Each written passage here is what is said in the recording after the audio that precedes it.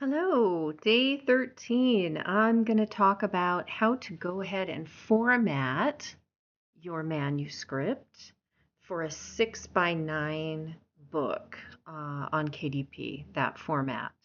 And I figured all of this out the hard way, so I'll share it with you so you have the actual setup. I like to actually write my books in this format because I love for the manuscript to already feel like a book when I start it. So I go ahead and just get it all set up.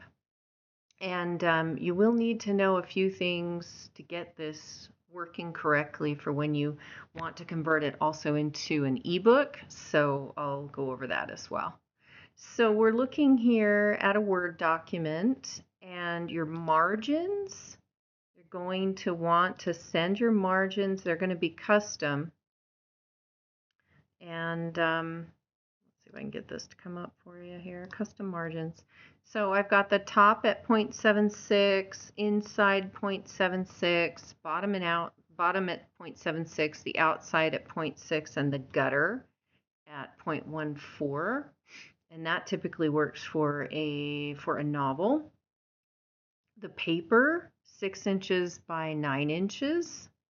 And then my layout, I've got a header of 0.35 and a footer of 0.35. And then while you're working within your actual novel, you can use headers for all of your chapters.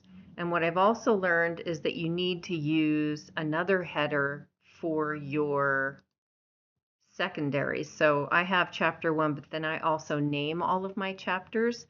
If you want that designation when you move into ebook, you're going to need to designate them both as headers. So if we go home here and I click on, let's see here, styles.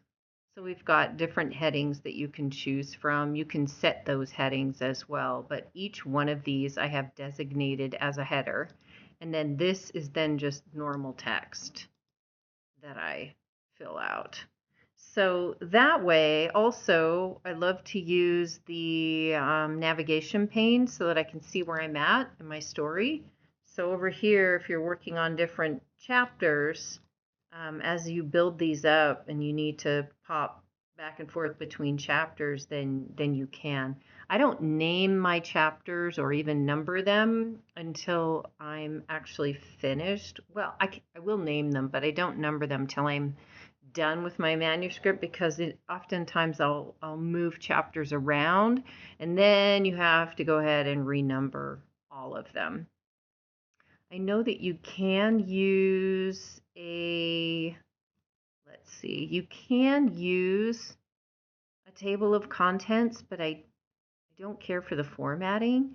So this is crazy because I do it manually, but I'd like to have full control over the font, and maybe somebody knows how to do that within that table of contents, but I haven't figured it out yet.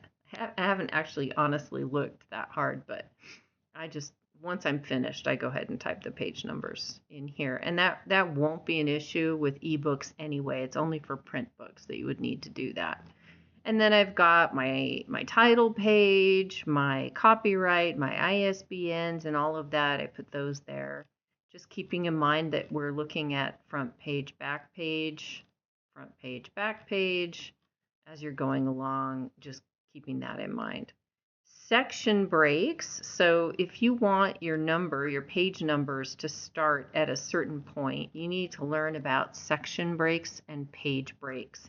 I want to put a page break before every single chapter, but I also, in the beginning, if you have a lot of subject matter, for instance, you've got your table of contents, maybe you have an introduction that you don't want to have numbered, character index, maybe you do or don't want that numbered.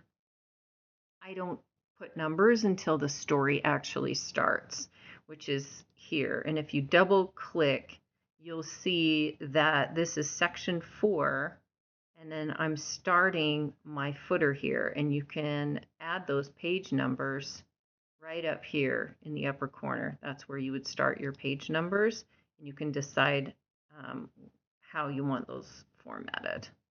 So to insert a section break, so here's your page break. And then if you want to insert a section break, let's see here, you go to layout, and then you've got breaks here, and that will insert a section break. And that way you can have no footers on sections 1 through 4, sections 1 through 3, and then starting with section 4, you've got your footers there, your page number footers. Same with headers, right? You can decide what you're going to do with those, if anything at all. Probably I don't do anything with the header, just the footer for the page numbers. Anyway, I have a template for this because I've written 5 books, and I like to just write into this template. In fact, my new book, you can see here, I've got it all set up, but you know, the chapters are not in order yet. I have different chapters. I'm keeping notes of which point of view that I'm using. So I've got the character that'll take that off later, but I want to make sure that I've got a good flow between characters' points of view as I'm sorting this out. And then as I finish this up, eventually I'll fill in all of the page numbers here. I've got to work on some of the characters, making sure that I have them all. I've got my map. I've put this blank here so that this page has got a blank spot after it.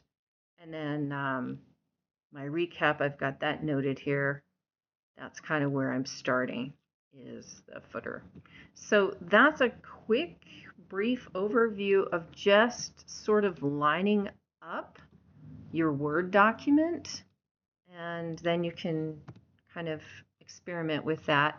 But it psychologically, it feels like I'm writing a book when I use this formatting. And of course, you can zoom in and have it be as big as you want while you're typing.